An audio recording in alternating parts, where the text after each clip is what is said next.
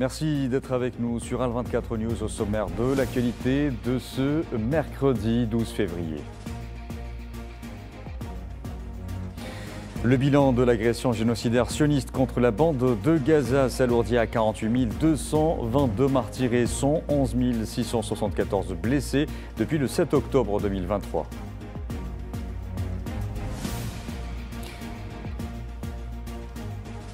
La Syrie se dotera le 1er mars d'un nouveau gouvernement. Selon le ministre des Affaires étrangères du gouvernement syrien de transition, Assad al-Shaibani devrait représenter autant que possible le peuple syrien.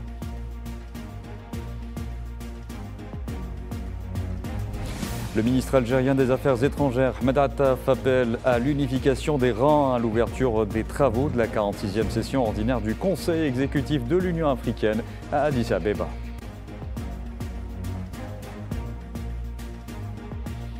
Et puis les États-Unis excluent une éventuelle adhésion de l'Ukraine à l'OTAN lors d'une réunion au siège de l'OTAN à Bruxelles.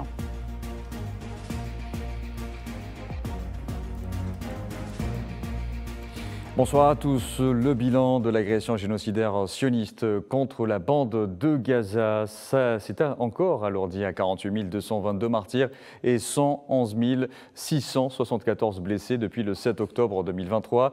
Ce mercredi, selon les autorités palestiniennes de la santé, les corps de 3 martyrs et 9 blessés sont arrivés dans les hôpitaux de Gaza au cours des dernières 24 heures, malgré l'entrée en vigueur d'un accord de cessez-le-feu le 19 janvier.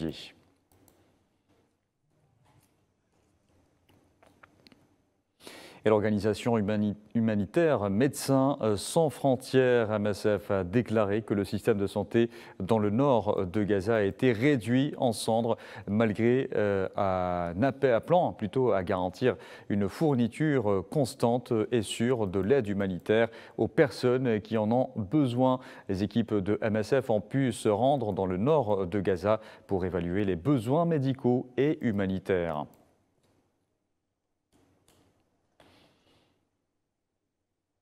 Et aujourd'hui encore, un Palestinien est tombé en martyr et un autre a été grièvement blessé dans un tir de drone des forces de l'entité sioniste à Gaza, au sud de la bande de Gaza. Les victimes ont été transportées à l'hôpital européen de Gaza, à l'est de Khan Younes, au sud. Le bombardement visait un rassemblement de Palestiniens à l'est de Rafah.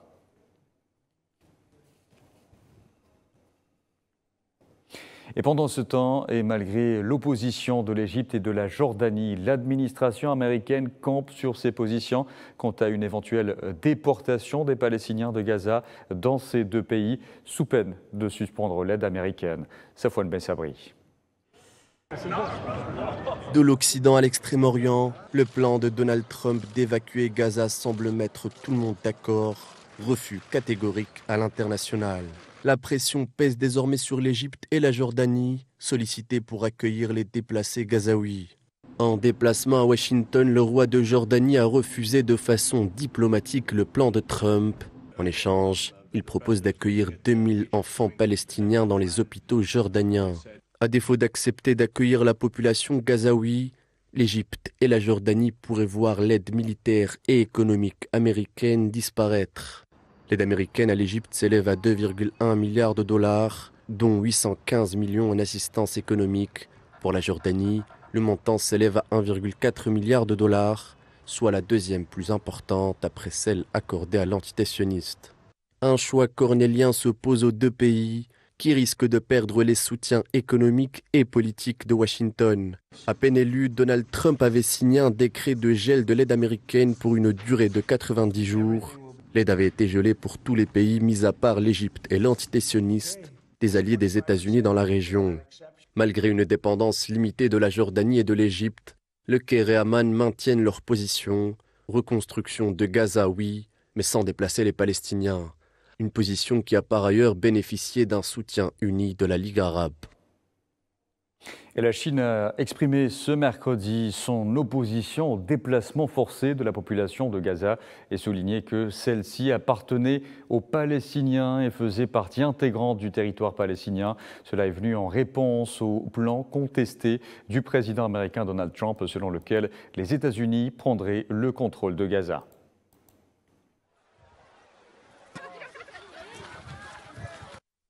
Gaza appartient aux Palestiniens et fait partie intégrante du territoire palestinien. La Chine soutient fermement les droits nationaux légitimes du peuple palestinien et estime que le principe selon lequel les Palestiniens gouvernent est un principe important qui doit être respecté dans la gouvernance d'après-guerre de Gaza. Nous nous opposons au déplacement forcé des habitants de Gaza. Dans les circonstances actuelles, la communauté internationale, les grandes puissances en particulier, devraient jouer un rôle constructif dans la mise en œuvre de l'accord de cessez-le-feu à Gaza et dans la promotion de l'aide humanitaire et de la reconstruction à Gaza. Le Centre Al-Mazen pour les droits de l'homme a condamné ce mercredi la torture et les mauvais traitements infligés au docteur Hussam Abou Safiya, directeur de l'hôpital Kamal Adwan de Gaza par les forces sionistes, appelant à sa libération immédiate. Son avocat, qui lui avait rendu visite dans la tristement célèbre prison d'Ofer, où il est placé en isolement complet, a expliqué que l'état de santé du docteur Abou Safiya, arrêté le 27 décembre 2024, s'était gravement détérioré car il a perdu beaucoup de poids et souffre d'une hypertrophie du muscle cardiaque. Sans avoir reçu le traitement nécessaire, Abou Safiya a déclaré à son avocat qu'il avait été battu et torturé dès son arrestation. Le ministère palestinien de la Santé a exigé ce mercredi sa libération immédiate ainsi que celle de tout le personnel médical détenu dans les prisons de l'occupation sioniste.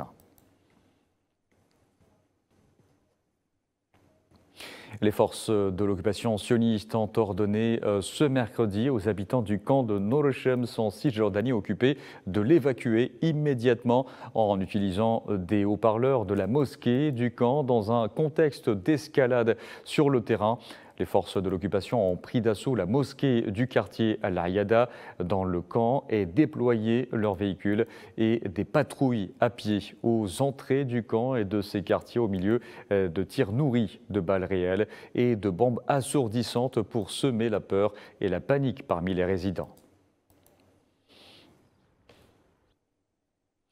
Par ailleurs, des déplacés sont parvenus à retourner dans le camp de réfugiés de Falaha, près de Jenin, en Cisjordanie occupée, où les rues et les infrastructures ont été détruites après une opération des forces sionistes.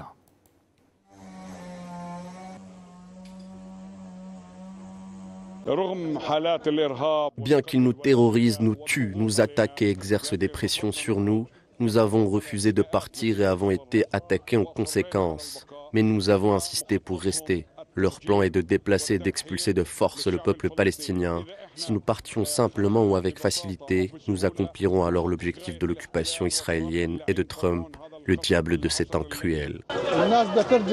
Ces gens veulent rentrer chez eux parce que c'est leur terre, c'est leur camp. Ils sont nés ici et veulent vivre ici. Nous resterons fermes dans ce camp, même s'ils coupent l'eau, l'électricité et l'accès aux provisions. Nous restons dans ce camp.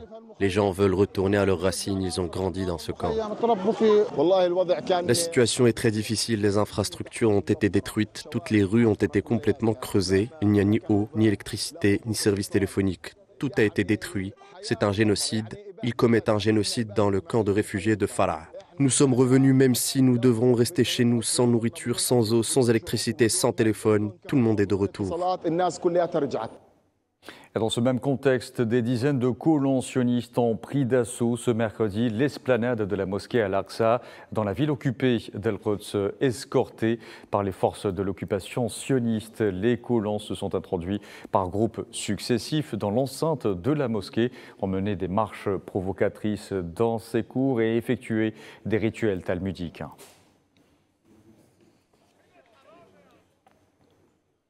Dans l'actualité également, je vous le disais en titre, la Syrie se dotera le 1er mars d'un nouveau gouvernement. C'est ce qu'a annoncé le ministre des Affaires étrangères du gouvernement syrien de transition, Assad al-Shaibani. Il devrait représenter autant que possible le peuple syrien et prendrait en compte sa diversité. Le gouvernement qui sera mis en place le 1er mars représentera autant que possible le peuple syrien et prendra en compte sa diversité. Nous voulons que le peuple syrien ait confiance en lui. Allez, ce 19h se poursuit tout de suite l'édition africaine.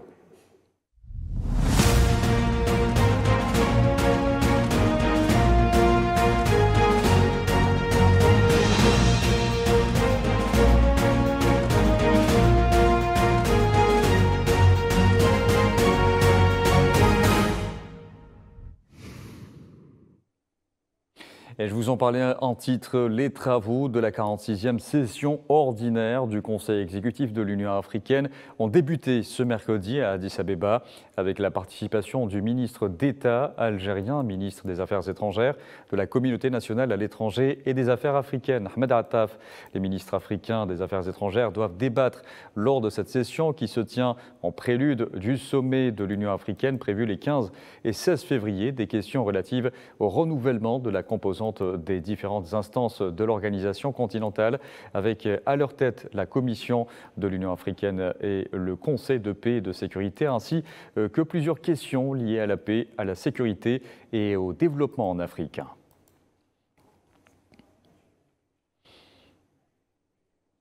Et lors de son intervention à cette occasion, le ministre algérien des Affaires étrangères a souligné le contexte international tendu dans lequel interviennent ces travaux.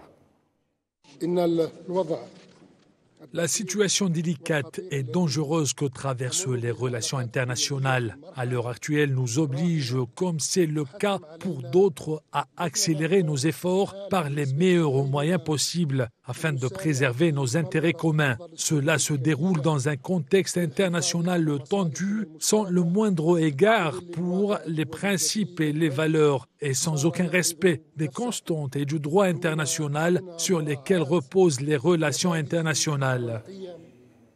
Et toujours depuis Addis Abeba, Ahmed Attaf a également appelé ses homologues africains à l'unification des rangs. Sans aucun doute, nous avons aujourd'hui tout intérêt à resserrer nos rangs, unifier nos efforts et renforcer nos engagements autour de ce qui nous unit, à travers nos ambitions et aspirations communes. Sous l'égide de notre organisation, dans le même contexte, nous avons également intérêt à réformer notre organisation et à améliorer son positionnement, après en avoir réduit le rôle, affaibli les prérogatives et amoindri sa valeur.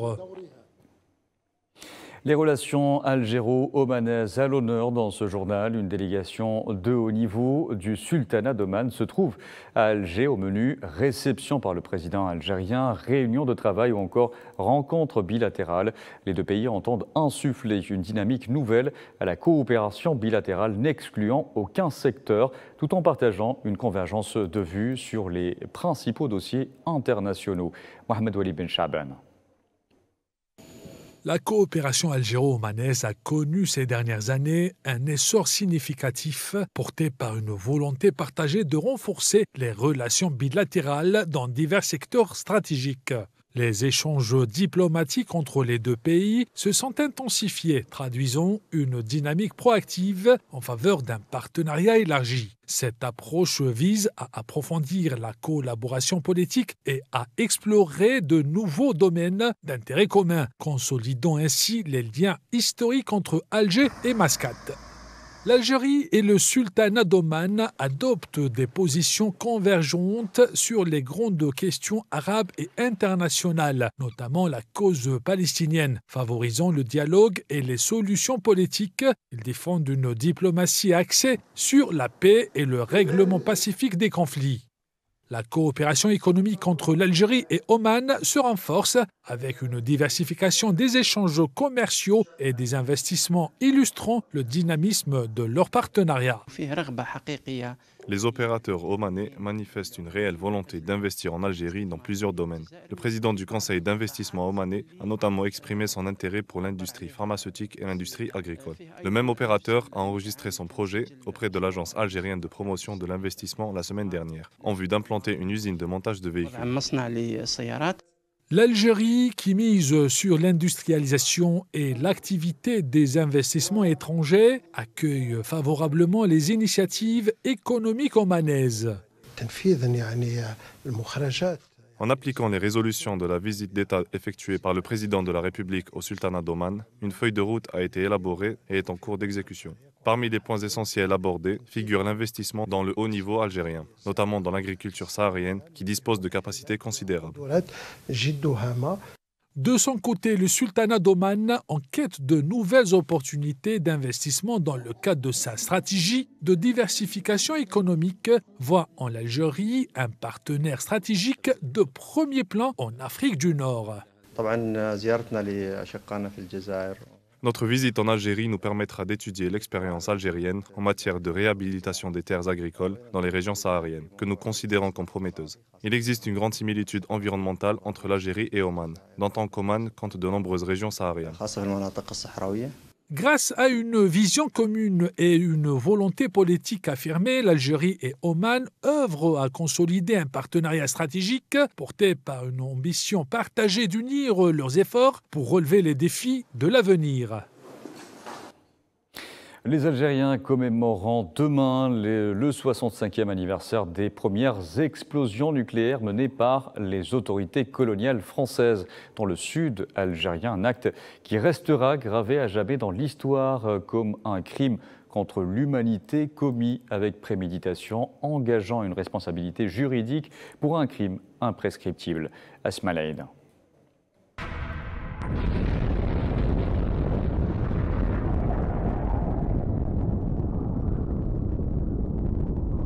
Il y a 65 ans, la France faisait exploser sa première bombe atomique dans le Sahara algérien, la première d'une longue série d'essais nucléaires aux conséquences désastreuses sur la population locale et sur l'environnement. Au total, 17 essais nucléaires à la surface et souterrains ont été effectués par la France entre février 1960 et février 1967 dans le sud algérien.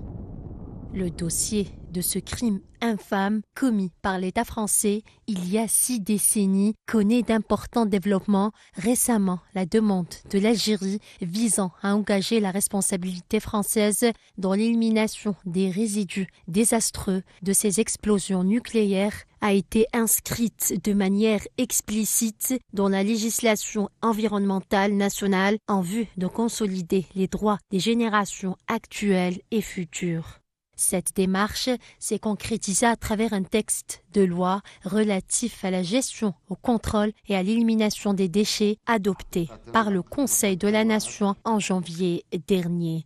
Dans son discours adressé à la Nation devant les 2 chambres du Parlement en décembre dernier, le président algérien Abdelmadjid Tebboune avait affirmé que les Algériens ont un droit imprescriptible et ils exigent la reconnaissance des massacres commis par le colonisateur. Dans son interview accordée au quotidien français L'Opinion, le président de la République algérienne avait affirmé que les réparations relatives aux explosions nucléaires et à l'utilisation d'armes chimiques par la France dans le sud de l'Algérie est un sujet indispensable pour la reprise de la coopération bilatérale, appelant à régler définitivement ces contentieux.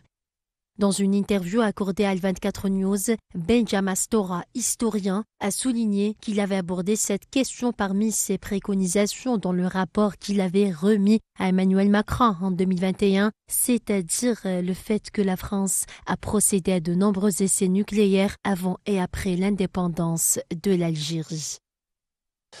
Oui, j'avais effectivement abordé cette question parmi mes préconisations dans le rapport que j'avais remis à Emmanuel Macron en 2021, l'identification des lieux et aussi, et ensuite bien sûr, une fois que cette identification est faite, de procéder à un nettoyage. C'est-à-dire la forme de réparation, ce serait effectivement d'enlever, de nettoyer, disons, tous ces déchets qui sont le produit, disons, de ces essais nucléaires qui ont fait de très nombreuses victimes après l'indépendance. Les habitants des régions du Sud souffrent toujours des séquelles de ces explosions qui continuent à faire des victimes 65 ans après. Un crime contre l'humanité qui poursuit la France et interpelle sa conscience. En Côte d'Ivoire, l'heure est à la préparation du départ des forces françaises. Le 20 février, le camp militaire de Port-Bouët, près d'Abidjan, sera officiellement rétrocédé par la France à la Côte d'Ivoire. Chassée ces dernières années du Mali, du Burkina Faso et du Niger, l'armée française a également récemment dû quitter le Tchad. En quelques semaines, le Sénégal négocie lui aussi le départ des troupes françaises d'ici 2025. Nous devons transformer l'identité visuelle de la caserne. Ici, sur ce mur au niveau du poste de commandement, était marqué Force française en Côte d'Ivoire.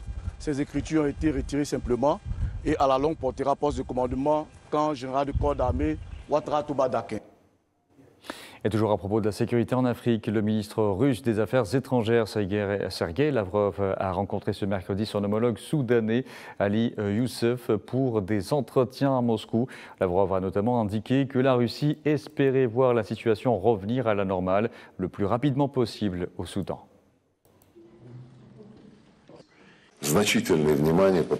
Pour des raisons évidentes, nous avons accordé une grande attention à la situation au Soudan, où le conflit entre l'armée régulière et les forces de soutien rapide dure depuis avril 2023. Les civils sont victimes des hostilités, les infrastructures sociales et économiques sont détruites et la situation humanitaire globale se détériore. Nous espérons voir la situation revenir à la normale le plus rapidement possible dans un pays qui est ami avec nous et notre bon partenaire traditionnel en Afrique. Nous avons confirmé notre position de principe sur la nécessité urgente d'une cessation rapide des hostilités et, en même temps, du lancement d'un dialogue à l'échelle nationale, qui devrait inclure des représentants de toutes les forces politiques et ethno-confessionnelles, et bien sûr, avoir pour objectif de parvenir à l'harmonie nationale et au retour le plus rapide à une vie paisible.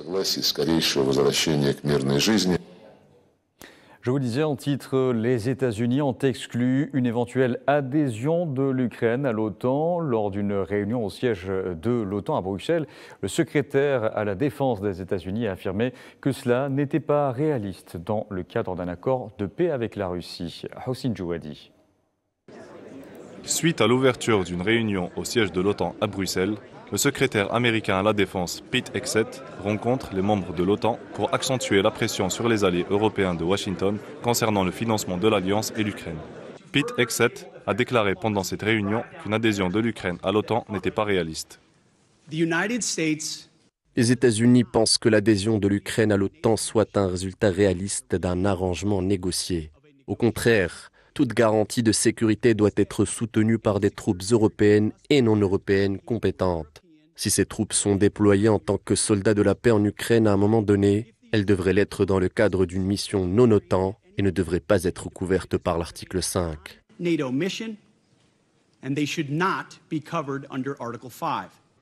Les Européens redoutent aussi qu'un éventuel accord de paix entre l'Ukraine et la Russie ne se fasse sans eux et au détriment de Kiev, après que Donald Trump ait renforcé le doute en Europe en évoquant lundi la possibilité de voir les Ukrainiens redevenir russes. Le chef du Pentagone a aussi déclaré qu'un retour aux frontières de l'Ukraine d'avant 2014 était irréaliste.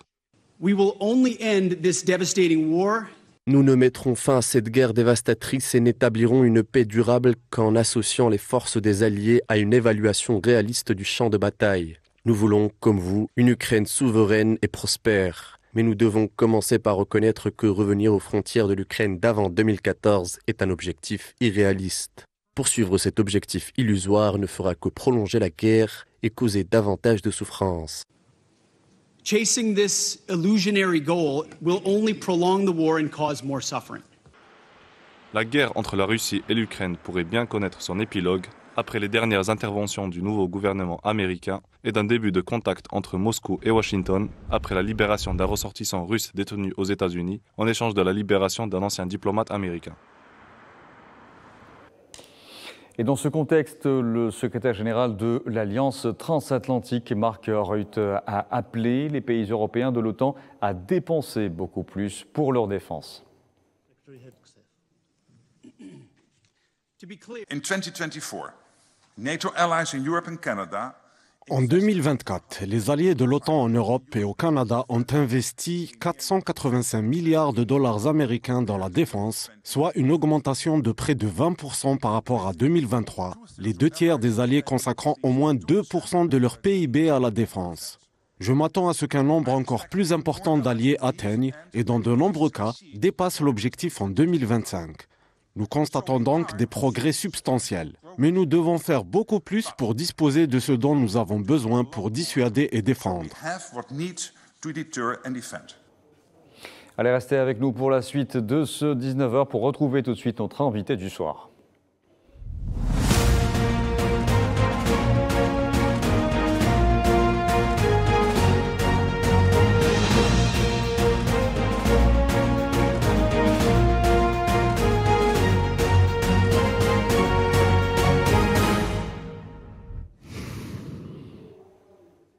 Et ce soir, nous retrouvons Emmanuel Pouchelet, expert en géopolitique. Bonsoir. Bonsoir monsieur, merci pour votre invitation. C'est nous qui vous remercions. Alors Manuel Pouchelet, vous avez pu le constater avec nous. Pour l'administration américaine, l'adhésion de l'Ukraine à l'OTAN ne semble pas réaliste dans le cadre d'un accord de paix avec la Russie. Comment interprétez-vous cette annonce ? Ce n'est plus ni moins, si vous voulez, qu'une réponse à la demande de Vladimir Poutine qui exige que l'Ukraine ne fasse pas partie de l'OTAN, puisque ce qui veut dire que si l'Ukraine appartient à l'OTAN, l'OTAN va déployer sur le territoire ukrainien des moyens d'écoute et d'espionnage, entre guillemets, contre la Russie. Et c'est ce qui est malheureusement le cas. Maintenant, l'Ukraine aussi n'a pas non plus les capacités militaires de rang otanien, ce qui justifie, si vous voulez, les propos du secrétaire d'État à la Défense américain que nous venons d'entendre. Et en même temps, l'Ukraine a été engagée dans l'OTAN, moi-même ayant été engagé en 97. Moi, j'ai pu voir l'armée ukrainienne à l'œuvre en ex-Yougoslavie à l'époque, pour répondre à certains standards. Mais pour l'instant, si vous voulez, ce serait une grave erreur et cela compromettrait, si vous voulez, la question de la paix et de la stabilité dans la région, faisant adhérer l'Ukraine à l'OTAN. Je pense que les Européens mélangent l'Union européenne, l'OTAN et les enjeux qui vont bien sûr, auxquels ils vont devoir faire face prochainement. C'est pour ça que Washington, si vous voulez, impose de sa marque ces directives et semble être en accord avec la Russie de M. Poutine sur ce sujet en tout cas. Et pensez-vous que les Européens seraient prêts à enterrer ce dossier après une campagne acharnée en faveur de l'adhésion de l'Ukraine à l'Alliance transatlantique ? Non, les Européens, de toute façon, si on regarde les dernières évolutions de l'Union européenne concernant le dossier ukrainien, c'est toujours d'essayer de fournir des armes à M. Zelensky. Maintenant, je pense qu'on n'entend plus parler, moi ce qui m'inquiète un petit peu au niveau international et diplomatie, c'est qu'on n'entend plus parler plutôt de l'adhésion de l'Ukraine à l'Union européenne, qui était une des priorités de Mme von der Leyen il fut un temps, je pense notamment au mois de juin de l'année dernière. Maintenant, je pense qu'il est temps de rapidement trouver une solution de paix si l'Europe souhaite être à la table des négociations, mais en tous les cas, cela me fait penser à d'autres résolutions de conflits, comme notamment avec l'ex-Yougoslavie, où les accords de Dayton avaient scellé, on va dire, l'avenir de cette région. Maintenant, les Américains reprennent le lead, comme cela a été annoncé, et c'est conforme d'ailleurs au plan d'action qui avait été évoqué par Donald Trump au moment de sa campagne électorale. Il faut que cette guerre cesse. Il y a eu déjà beaucoup trop de morts. Et aujourd'hui, pour retrouver cette stabilité dans la région et gagner la paix des cœurs, il faut qu'une solution de paix se fasse avec, malheureusement, et heureusement d'ailleurs, dirais-je, avec de nombreux compromis que les Ukrainiens vont devoir accepter, tout comme les Européens en tout cas. Et pensez-vous qu'on assiste aux prémices d'une solution au conflit russo-ukrainien que Donald Trump a promis de régler, surtout que le conflit entrera dans sa 3e année le 22 février prochain? Oui, Donald Trump a toujours été très clair sur le sujet. Moi, ce que j'ai remarqué, c'est qu'il n'a pas envoyé M. Rubio, son secrétaire d'État, encore dans la région. Mais ce que j'ai constaté, c'est que M. Zelensky a tout d'un coup, comme par hasard, a été obligé d'accepter certaines propositions. Je pense qu'il est sous la contrainte, puisque vous savez que les États-Unis d'Amérique ont bien sûr brandi la menace d'arrêter toute aide à l'Ukraine, que ce soit financière et militaire. Derrière tout ça, vous savez, il est temps que cette guerre cesse, puisqu'elle cause de nombreuses victimes et également, elle épuise tant les Ukrainiens qui se font massacrer, mais c'est également aussi l'économie européenne qui est aussi très tributaire des gaz russes. Et pour information, il faut savoir que l'Ukraine touchait environ 3 à 3,5 milliards de dollars par an par la transition du gaz russe sur son territoire. Donc je pense que l'Ukraine ne peut plus se satisfaire, on va dire, de certaines tergiversations dont elle est à l'origine. Et en même temps, l'Union européenne doit enfin trouver une solution. La solution de paix entre la Russie et l'Ukraine appartient à ces deux pays, peut-être sous le patronat américain, qui a un regard complètement différent de ceux des Européens. Vous savez qu'à l'heure actuelle, au sein de l'Union européenne, vous avez des pays qui se prépositionnent plutôt pour un retour d'une normalisation des relations avec la Russie. Et que pensez-vous? Vous avez évoqué les solutions auxquelles a fait allusion le président ukrainien Volodymyr Zelensky. Il a notamment évoqué l'exploitation éventuelle par les États-Unis de minerais rares se trouvant en Ukraine. Est-ce une solution viable selon vous? C'est une solution pour les Ukrainiens, ce sera source de devises pour eux, pour reconstruire leur pays. bien entendu, pour les Américains, mais vous savez que les Américains sont déjà très engagés, notamment avec l'administration Biden, où le fils de M. Biden, Hunter Biden, était possesseur de propriétés, notamment avec des fermes qui produisaient du blé ukrainien. Donc, si vous voulez, l'implication des Américains est totale et souhaitent reprendre le contrôle. Vous y ajoutez en effet ces nouvelles terres rares qui, pour Washington, sont précieuses dans cette course, on va dire, aux nouvelles technologies qui obligent l'acquisition de ces terres où elles sont en compétition avec la Russie, la Chine et puis d'autres pays européens en tout cas. C'est très important de le souligner. Il faut que ces solutions soient viables et peut-être que l'initiative américaine, on l'espère, se couronnera de succès en tout cas. Et on sait que les États-Unis ont beaucoup financé les aides, notamment militaires, à l'Ukraine. Aujourd'hui, les États-Unis revendiquent la restitution, donc d'une part, de ces aides. Comment cela peut-il se faire ? Cela se fera, si vous voulez, en échange, puisque les Ukrainiens n'ont pas les moyens économiques de payer la facture, si je puis me permettre. Maintenant, moi, ce que je constate, c'est qu'avec cette exploitation de terres rares, ou d'autres gisements et peut-être d'autres ressources, parce que l'Ukraine regorge aussi de ressources. On ne sait jamais, il se pourrait aussi qu'on puisse taxer le gaz, mais il faut que les Américains, vous savez, sont des gens au niveau économique qui aiment bien avoir ce qu'on appelle retour sur investissement. Et je pense que l'administration de M. Zelensky, que l'on sait, on va dire, discutable, il faut être honnête, employons les mots, va devoir, on va dire, justifier de ce paiement, de cette addition qui devient colossale et même insupportable pour leur pays dans un premier temps, mais également une communauté internationale qui souhaite aussi bénéficier de ce retour à la paix. Pourquoi ne pas aussi participer à la reconstruction du pays et, on va dire, effacer une partie de la dette. Mais vous savez, la dette est telle, puisque ce chiffre, vous le savez bien, en milliards de dollars, on évoque le chiffre de 300 milliards de dollars. Oui, oui, tout à fait. Oui, tout à fait, c'est 300 milliards de dollars, mais je vous ferai remarquer que 300 milliards de dollars, c'est une somme énorme pour laquelle l'Union européenne souhaite aussi avoir sa part du gâteau et en même temps puisse reconstruire. C'est ce qu'on a observé au cours des conflits passés. Maintenant, comment Kiev va payer l'addition? Est-ce que le départ de M. Zelensky risquerait aussi d'être une part de la solution? Vous savez, c'est une équation à plusieurs inconnus et pour l'instant, il semblerait que Washington ait trouvé une réponse à ces inconnus en tout cas. Et pour évoquer toujours le financement de ce conflit, pensez-vous que les Européens pourraient emboîter le pas aux États-Unis et réclamer leur dû aujourd'hui ? L'Europe est très divisée, vous savez, sur le dossier ukrainien. Vous avez eu les initiatives françaises, allemandes, britanniques, même hongroises et même polonaises qui s'inquiètent d'ailleurs sur cette situation. Maintenant, pour avoir le retour sur investissement, l'Union européenne, si elle passe derrière Washington, risquerait d'être malheureusement en retard. Mais vous savez que l'Union européenne est silencieuse sur ce dossier. Pourquoi? Parce qu'en interne, vous avez énormément de divisions au sein de cette association, on va dire, Union économique. Pour l'instant, les Américains vont damer le pion à l'Union européenne, ça c'est sûr, et l'initiative de Donald Trump est de rétablir rapidement une paix en Europe parce qu'il sait pertinemment que sous d'autres latitudes, il risquerait d'être occupé et d'avoir besoin du soutien des Européens. Je pense notamment à la question de Taïwan. Et Donald Trump, on l'a vu ces derniers jours avec une sortie qui n'a pas échappé aux médias, notamment où il a affirmé que l'Ukraine pourrait devenir russe. Cela est-il viable selon vous ? Vous savez, la situation en Ukraine, elle est historique.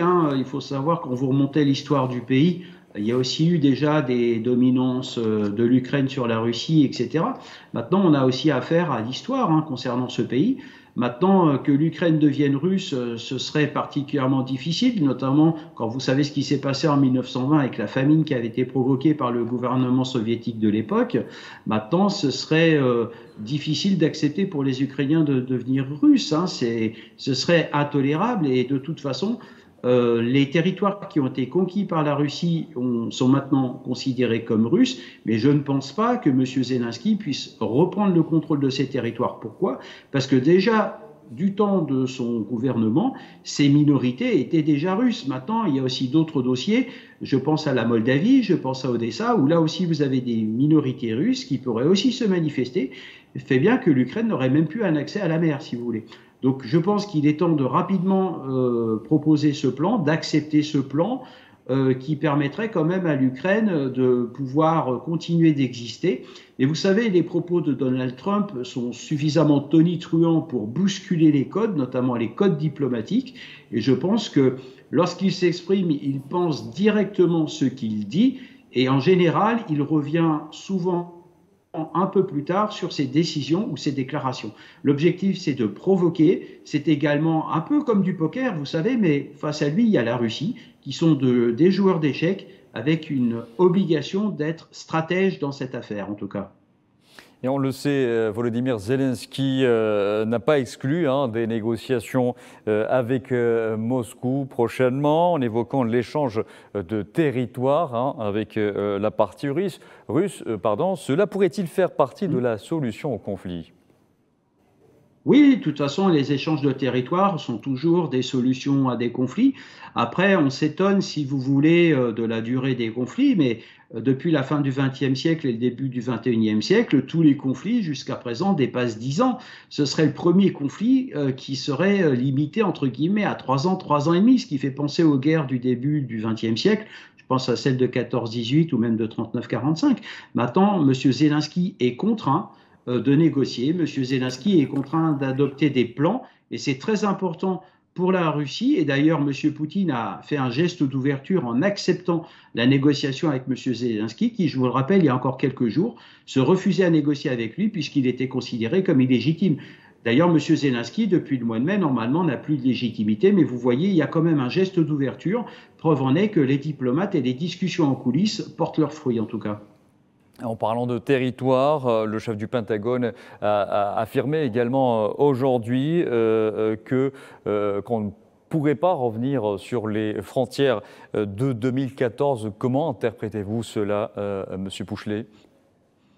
Je pense que le chef du Pentagone s'exprime aussi avec les éléments de langage qu'il a reçus de son administration. Je pense directement à celui du président américain, M. Trump, qu'on soit bien d'accord. Maintenant, il est aussi réaliste, il a parfaitement conscience et connaissance de ce dossier, puisque vous savez, entre administrations américaines, on prend l'élégance de se transmettre les dossiers, même si nous sommes en opposition entre les démocrates et aujourd'hui les républicains. Je pense que cette déclaration est prudente, puisque en même temps, elle pourrait mettre aussi un terme, et de façon définitive, en utilisant ces éléments de langage pour éviter, bien sûr, les tergiversations européennes qui pourraient peut-être faire capoter ce dossier. Et on le rappelle, dans une dizaine de jours, le conflit russo-ukrainien amorcera sa 3e année. Pensez-vous que les ingrédients sont réunis aujourd'hui, avec notamment l'arrivée à la Maison-Blanche de Donald Trump, donc d'asseoir les deux parties à la table des négociations ? C'est un long cheminement. L'arrivée de Donald Trump au pouvoir va certes accélérer les choses, mais c'est aussi un long cheminement diplomatique. Il ne faut pas croire, vous savez, la diplomatie, c'est l'épreuve de la négociation, c'est l'épreuve du temps, c'est le temps long. En même temps, vous savez que vous avez aussi un petit dicton en diplomatie qui est le suivant. Si vous n'êtes pas à la table des négociations, c'est que vous êtes au menu. Maintenant, moi, ce qui me rassure dans cette initiative de Donald Trump, c'est qu'il va enfin pouvoir mettre à la même table M. Zelensky, M. Poutine et M. Trump, c'est-à-dire les États-Unis. Mais vous vous retrouvez un petit peu dans le même cas de figure de certains conflits du passé. Je pense, excusez-moi de me répéter sur le conflit yougoslave. Mais moi, ce qui me fait peur, c'est qu'on risquerait peut-être de se retrouver dans une configuration de 1953, vous savez, entre la Corée du Sud et la Corée du Nord, où les Américains avaient finalement tenté de trouver un compromis. Maintenant, le tout est de savoir si les Ukrainiens vont l'accepter, puisque les Ukrainiens, jusqu'à présent, ont toujours tenu le même discours qui a été « nous voulons faire la paix », mais que si nous retrouvons l'entièreté de notre territoire et nos frontières d'avant, notamment la conquête de la Crimée. Donc maintenant, il semblerait que les Américains proposent un plan de paix qui soit crédible, qui soit viable pour les parties en présence, Espérons que cela fonctionne. Je pense que tant du côté russe que du côté ukrainien, nous avons une population qui est épuisée par ces 3 années de guerre, avec un nombre de victimes incommensurable et malheureusement des malheurs aussi au sein des familles, au sein des populations, au sein aussi des alliés de l'Ukraine et même des alliés de la Russie. Il est temps que l'on retrouve une paix durable dans cette zone de l'Europe qui, de toute façon, mérite cette paix. Et bien entendu, au niveau du discours américain, c'est une posture, excusez-moi, de fermeté qui a besoin d'être établie sur ce dossier qui, de toute façon, parasite de nombreuses relations internationales, y compris hors Europe. Très bien. Et pour la partie ukrainienne, pas de négociation à n'importe quel prix. Selon vous, quelles seraient aujourd'hui les concessions possibles que pourraient les deux parties faire à l'heure d'aujourd'hui ? Comment vous dire, vous savez, le président Zelensky, je ne sais pas s'il arrivera à remettre la main sur les oblasts qui ont été conquis dans sa partie est, puisque déjà, il avait un peu perdu le contrôle, si vous voulez, ou perdu le contrôle de ces minorités russes qui étaient maltraitées, donc qui étaient source de conflits, ce qui a déclenché, on va dire, une des motivations de l'intervention de cette opération spéciale, pour reprendre les termes de M. Poutine. Je pense que l'Ukraine va devoir accepter, on va dire, cette paix. Malheureusement, l'histoire démontre qu'un pays qui a été conquis et où le territoire a été conquis et divisé, malheureusement, peu de temps après, est sujette à une nouvelle guerre. Maintenant, est-ce que les Ukrainiens vont l'accepter? Est-ce que M. Zelensky va l'accepter? Est-ce que son successeur va l'accepter? Il est temps de retrouver des solutions de paix dans cette région, mais je pense que cette cohabitation entre Russes et Ukrainiens est délicate. L'histoire s'est invitée, bien entendu, à la table des négociations, et par respect des populations et des parties en présence, j'espère qu'ils vont trouver un compromis. Malheureusement, il sera difficile pour les deux parties de l'accepter, côté russe comme du côté ukrainien et du côté américain et européen, parce que j'ai tendance aussi, vous savez, peut-être à écarter un peu trop vite de l'équation l'Europe. Je pense que l'adhésion à l'Union européenne, si tant est qu'elle se fasse comme cela a été le cas et annoncé par Madame von der Leyen, présidente de la Commission européenne, cela peut-être sera le meilleur compromis que l'on puisse souhaiter pour l'Ukraine et qu'elle puisse retrouver une stabilité en Europe, ainsi que la Russie de son côté. Et comment interpréter la posture de négocier aujourd'hui que prône le président ukrainien Volodymyr Zelensky? Est-il réellement en position de négocier? Non, je pense qu'il n'est pas vraiment en position de négocier, M. Zelensky. Vous savez, il y a beaucoup de choses qui ont circulé sur le régime corrompu de Kiev, faut être honnête. Maintenant, M. Zelensky est obligé d'admettre une certaine forme de défaite, un échec politique de son côté, un échec militaire. Et je pense qu'à force de cumuler ces échecs, comme disait Winston Churchill, quand on cumule des échecs, ça permet de continuer à être enthousiaste. Maintenant, soyons sérieux, M. Zelensky, je pense, a épuisé tous les canaux diplomatiques, puisque je vous ferai remarquer qu'il est quand même nettement moins reçu dans les capitales européennes et à Washington. Maintenant, il est obligé d'admettre qu'il est temps de négocier. Pourquoi? Parce qu'il a épuisé toutes les solutions. On lui a proposé du nouvel armement dont il n'a pas forcément su s'en servir, puisque face à lui, il a quand même une armée qui est constituée et nettement plus puissante. Ensuite, sur le plan économique, on s'interroge aussi sur l'opacité des opérations financières en Ukraine, puisque même les Américains s'en inquiètent. Je pense qu'aujourd'hui, M. Zelensky est au pied du mur. Il va devoir négocier et accepter. En fait, il va devoir se soumettre et se démettre. Alors qu'au début, il aurait peut-être pu, entre guillemets, se soumettre sans se démettre. Malheureusement, le temps est à la négociation, le temps est au retour à la paix, et M. Zelensky va devoir peut-être, je l'espère, annoncer son départ, puisqu'aujourd'hui, l'administration Trump ainsi que l'administration russe souhaitent que ce président ukrainien puisse céder la place, on l'espère, à quelqu'un qui aura une vision d'ensemble et une vision d'avenir nettement plus pacifique. Très bien. Merci beaucoup Manuel Pouchelet d'avoir répondu à nos questions. Merci à vous.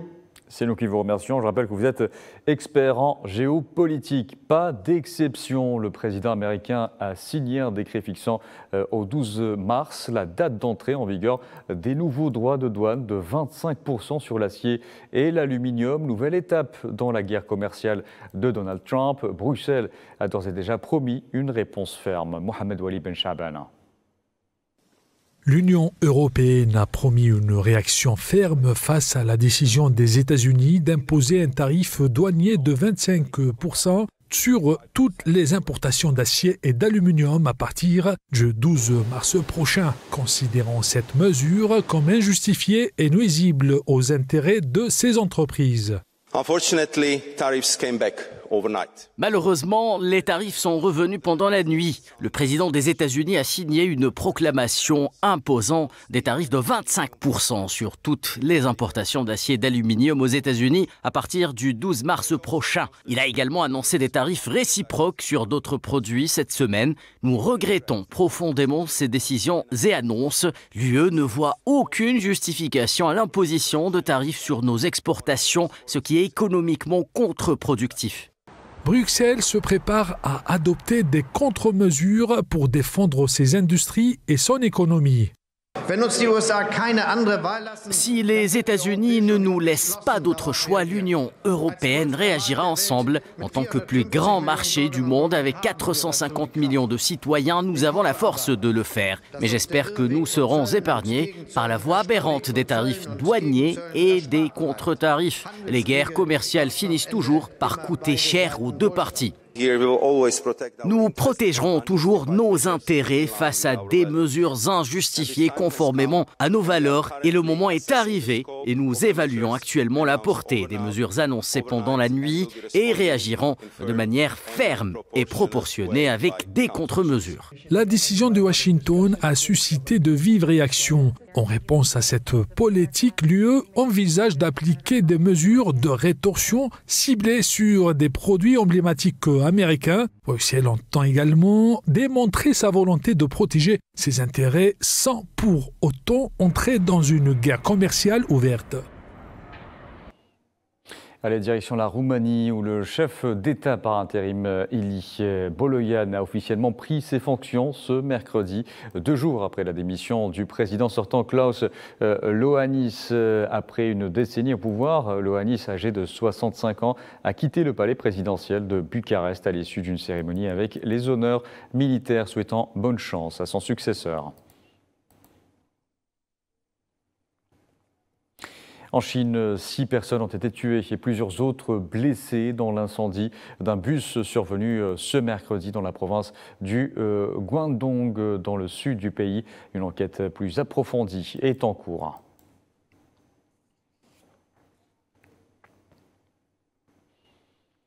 L'ONU a indiqué avoir des motifs raisonnables de croire que le régime bangladais déchu a été responsable de crimes contre l'humanité lors de la répression du mouvement de protestation de l'été 2024, au cours duquel jusqu'à 1400 personnes auraient été tuées.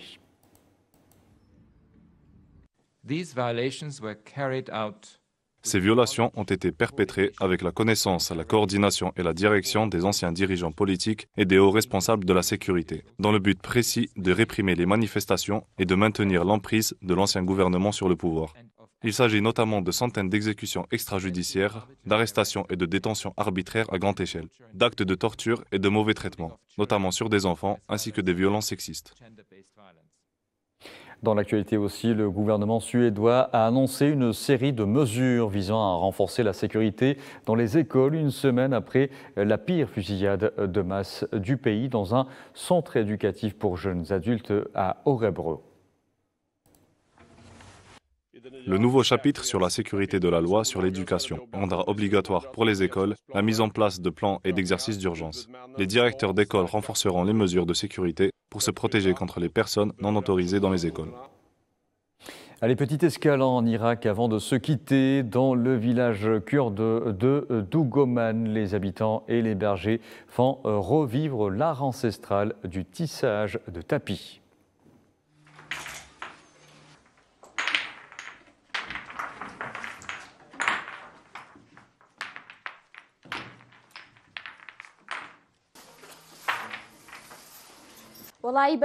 Notre travail est parfois interrompu lorsque les ficelles auxquelles sont accrochées les pierres se rompent et il faut un certain temps pour les réparer. D'autres fois, notre travail se déroule sans heurts. Parfois, nous réalisons 2 modèles floraux et un modèle floral par jour. Et parfois, il faut 3 mois pour terminer une pièce. Les gens adorent et quand des touristes étrangers viennent et prennent des photos, ils disent qu'ils sont très beaux.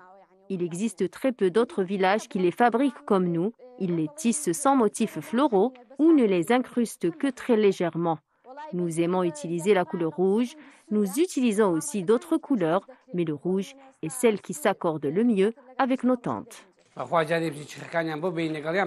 Les hommes leur apportent des roseaux et parfois nous les accompagnons et cueillons des roseaux ensemble. Nous l'avons fait encore et encore comme nos ancêtres l'ont fait avant nous. Les gens ont arrêté de le faire pendant un certain temps, mais ils recommencent maintenant, surtout les bergers.